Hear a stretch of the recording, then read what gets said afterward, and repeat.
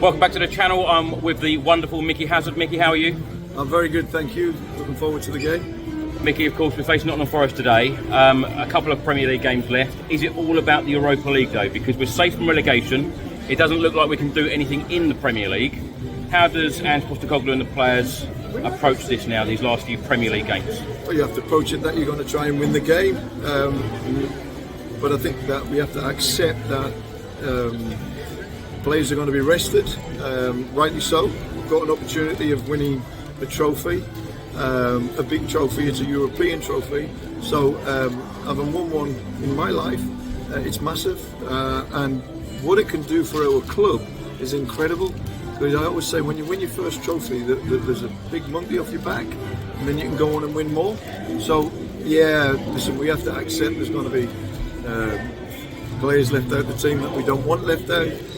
But at the end of the day, if we win the Europa League, none of the last 4 or 5 league games won't matter.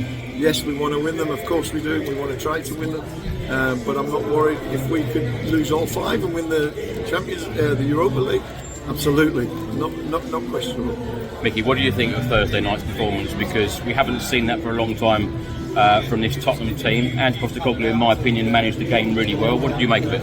Yeah, no, I think that, listen, what we did was we fought, we worked, we battled, we chased, we harried, we stuck together, we were one unit defensively, and I think that that's what won us the game.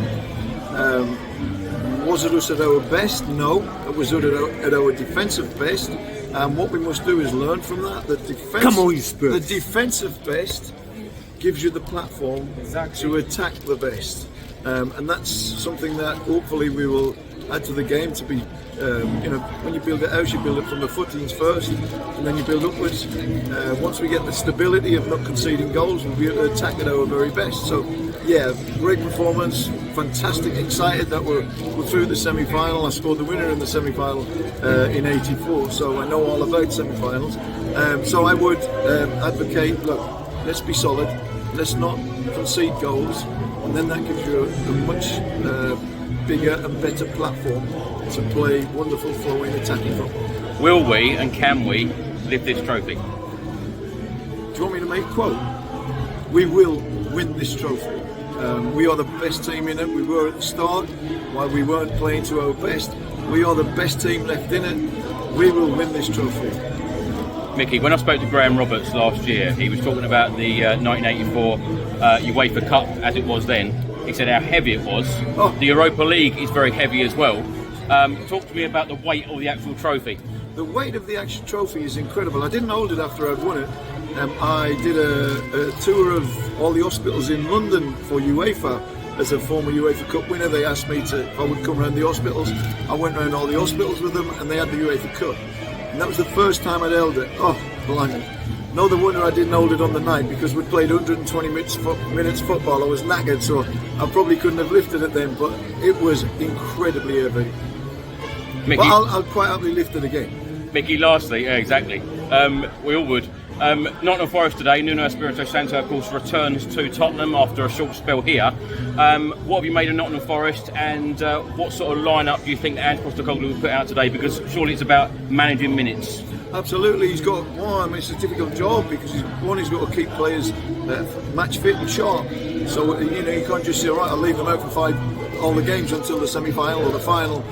You can't just say that. You still have to manage them, and you have to manage them well and keep them fit, keep them sharp, keep them ready. But the Nottingham Forest, whatever made of them, I think they're very dogged, they're very hard-working, they're very together. A bit like what I say we should be when we haven't got the ball. I don't think they play with the flair and creativity that we are capable of at our best. So it'll be a good game. It's the contrasting styles. They like to defend and fight and work and tackle and chase, and then on the break, we like to have possession of the ball constantly throughout the game and break teams down. So it should be make for a really exciting game. Can I just ask you about one of the shining lights this season has been Lucas Bergvall, of course, playing in a very similar position to where you used to play. What have you made of him?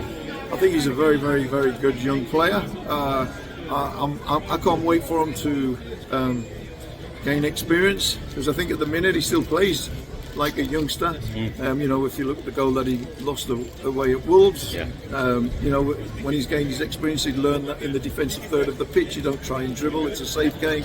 In the middle third, you can take a bit more of a chance, and in the attacking third, it's an open playbook. You can do what you please because you lose it. They've got 80 yards to go. So he's a very, very, very good player. I can't wait for him, as I said, to mature, learn the game, because he's got a lot of talent, the boy, and I really enjoy watching him play. And for me, he's been one of the shining lights. Micky, you've always got time for the fans. Thank you so much for talking to me. And lastly, tell everyone about your charity. Legend of the Bench is my suicide prevention and mental health charity. We set it up because of my sister's 23-year-old son who hung himself. We set it up in memory, and since we set it up, it's become very, very big. We install suicide prevention benches throughout the country in parks and open spaces. The benches inform people of all the telephone numbers required, so late at night when you're feeling a bit in a dark place and you wander through a park, you see the bench, sit on the bench, and all these telephone numbers jump out at you. It's lit up throughout the whole night with a solar lighting, but when it runs out at 3 in the morning, we have a battery that switches it all back on and keeps it on until daylight. The message being that at the end, you know, after the darkest hour comes the light of day, and that's the message that we try to portray to people who are in dark places. That after the darkest hour comes the light of day.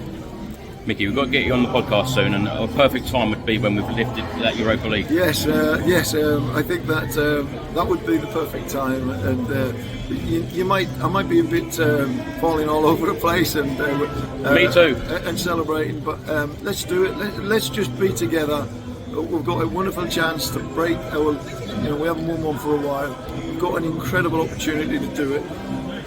We only do it if we all stick together. So let's stick together. Let's win this cup because it's there to be won.